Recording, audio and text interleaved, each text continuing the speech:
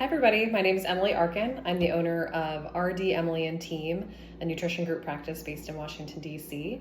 And I'm here today to show you how you can modify a salad to be low roughage and in keeping with dietary recommendations for maybe folks with inflammatory bowel disease, maybe folks with like a pelvic floor issue, maybe folks with gastroparesis, basically a low roughage diet or that sort of approach to preparing food tries to minimize some of the sort of hulls and skins and seeds and just like very tough fibrous materials that would otherwise be in a healthy high fiber diet. And so a lot of people, when they think about having salad, they might picture a rock hill salad with slivered almonds, or they might picture maybe like a big Caesar salad, and those kinds of things with the greens often have like quite a bit of roughage that's a little bit hard to digest for some people. And so we are going to offer just a softer textured salad today. So this is going to be a citrus, beet, and goat cheese salad, and hopefully you'll find it really refreshing as we kind of wind down summer and get into the fall. And I love the colors that show up in this salad as well. So this one's going to be pretty simple. We have just a can of sliced beets. I opted for the no added salt version, but there's sort of a regular version as well. Sometimes you can find pickled sliced beets as well. This will change the flavor a bit, so just make sure you're anticipating that. You can certainly peel an orange or some kind of citrus fruit and work really hard to get all the pithy white material off, but you can also just get a kind of a fruit segments in a cup. And then I have a goat cheese log here, and I opted for one that had garlic and herb just because I wanted a little bit more flavor. And then we're going to have just a little olive oil drizzled on top, and sort of an option for adding some walnuts as well. So I'm going to start with canned beets. Just open these up.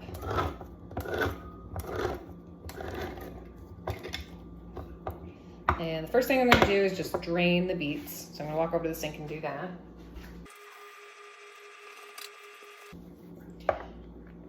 So once you have this open, you'll have these beautiful sort of ruby red beet slices, and you can just eat them as is.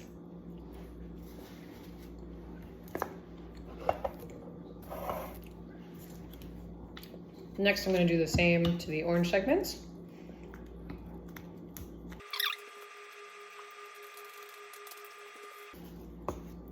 Great. And then we will peel back the goat cheese.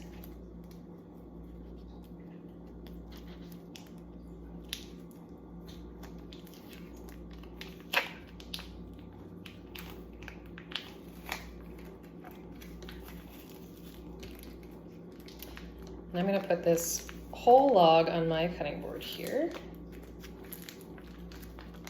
Just sort of turn it inside out.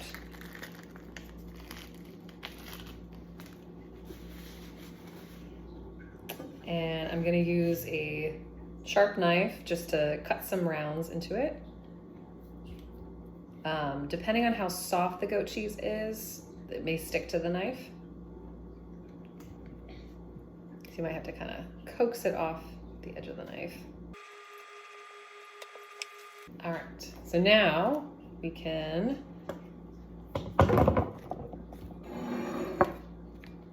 get our plate front and center, pick out some nice, beautiful pieces of beet.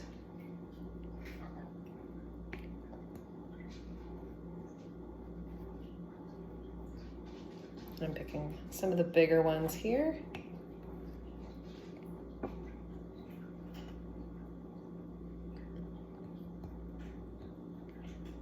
So some of this is just, kind of for fun, making it look nice. Then we can layer on some pieces of goat cheese. So the goat cheese is going to have kind of a strong flavor. So if you like that, feel free to go with big, thick slices. And if you're not so much of a fan, you might want to make those a little bit smaller. And after this, we can decorate with our orange segments. And this, you know, you can, if you get a kick out of it, you can use it to sort of make a little radial design. And if you're kind of not into that, you can just throw it on top and have it look a little bit more mishmashed. I think the citrus does a good job of kind of cutting through some of the tang of the goat cheese. I'm gonna drop a few more pieces in there. That looks pretty nice. We have kind of our little salad design. Oftentimes, if you see a dish like this in restaurants, it might come with like toasted walnuts or something like that. So that's another option that you can add on. So if you're, you know, getting out your stovetop, you know, you can throw some nuts or seeds in a pan and just kind of push it around on medium heat for a couple minutes until it starts to be a little fragrant, and throw that on top. For those who are a little bit more concerned about that roughage, you can also ahead of time throw those nuts or seeds into like a Ziploc bag and sort of pound that either with some kind of instrument in the kitchen, maybe like the end of the knife. That'll sort of break it up into smaller, manageable pieces. But sometimes the big pieces are good just as a reminder to chew really thoroughly. And then here, we're just going to do a little drizzle of olive oil. Really thin stream, just get some heart-healthy fats in there and decorate a little bit. And now our salad's finished, and we can have this on the side of any of a number of things. So here we are.